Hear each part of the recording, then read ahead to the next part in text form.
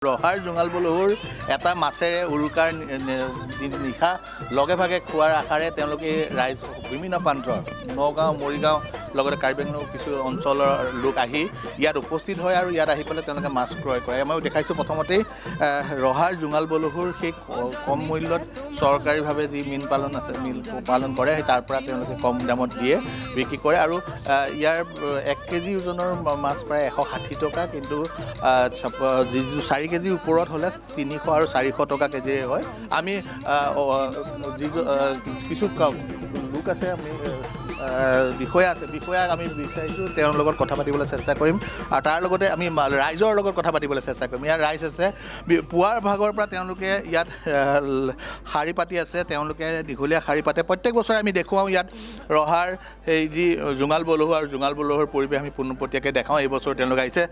কেইটা বজাত আহিছে আপোনালোকে? আমি 2টা বজাত আহিছোঁ। ৰাতি 2টা বজাত? 2টা বজাত। আজি মাছ কিহেদি বনাব? আজি মাছ এইটো কাঠ আলু বিলাহী, কাঠ আলু বিলাহী। মাছ কি নিব? মাছটো এতিয়া ভকুৱা নিম বুলি আহিছিলোঁ 10-12 কেজি। চেহেৰাৰ বেয়া দেখোন মাছৰ, ৰেট ভাল কিন্তু চেহেৰাটো বেয়া। সৰু মাছ সৰু মাছ ওলাইছে বেছি। মই একে মাছ নিম। মই বিষয়া আছে উপস্থিত, আমি তেখেতৰ ওচৰলৈ যাব বিচাৰিছোঁ। এইবাৰ মাছৰ কিছু সৰু মাছ হৈছে। মাছ মানে যোৱাবাৰ বিগত বছৰ বানপানীৰ কাৰণে মাছ আমাৰ ওলাই গ'ল বহুত মাছ, সেইকাৰণে মানে চাইজটো অলপ সৰু হৈছে। তথাপিও ইয়াৰ মাজতে আছে ডাঙৰ মাছো আছে।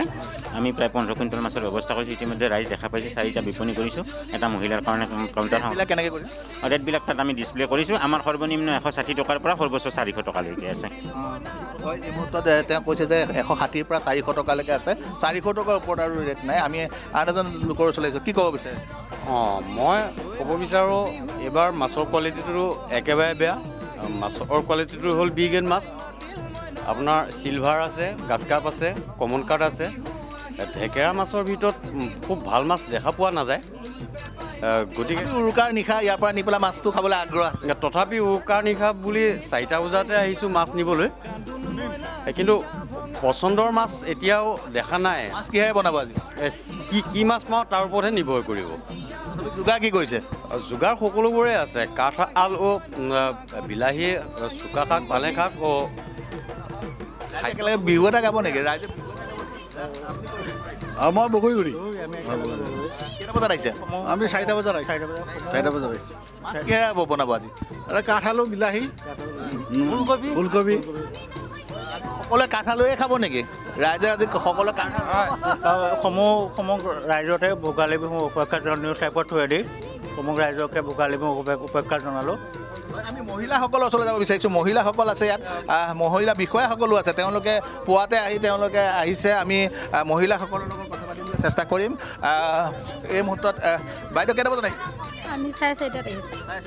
মাছ কিহেৰে বনাব? কাঠ আলু বিলাহী। নাযাওঁ দে, ইয়াৰ পৰাই ক'ম দে। কাঠ আলুৱে মগু মাহে বনাম।